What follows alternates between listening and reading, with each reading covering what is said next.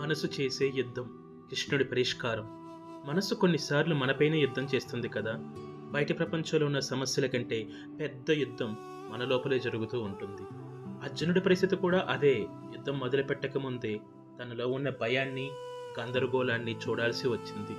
అప్పుడు శ్రీకృష్ణుడు ప్రేమగా చెప్పాడు, ఓ అర్జున, నీ ముందు ఉన్న శత్రువు చిన్నవాడు. నీ అంతరంగంలో ఉన్న గాయమే అసలైన యుద్ధం. మనలో కూడా అలాంటిదే జరుగుతుంది.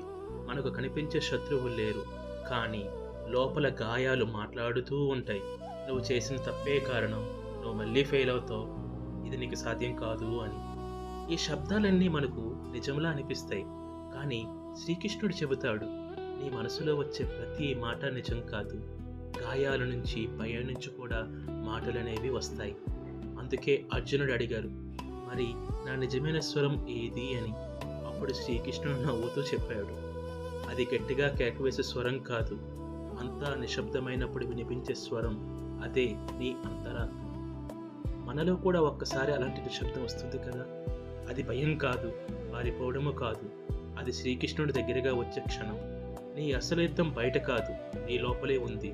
దాన్ని గెలిస్తే మిగతా జీవితం అంతా సులభమే. అందుకే ఇప్పుడే మనస్ఫూర్తిగా చెప్పండి, ఏ కృష్ణ, నా మనసు చేసే యుద్ధం నుంచి నన్ను విడిపించు, నా అంతరాత్మ స్వరం వినిపించు అని. మీ మనసులో కూడా ఇలాంటి అలజడి అనిపిస్తుందా? అయితే కమెంట్లో మెన్షన్ చేయండి, ఏ కృష్ణ నన్ను నడిపించని. Thank you for watching. Please subscribe to our channel.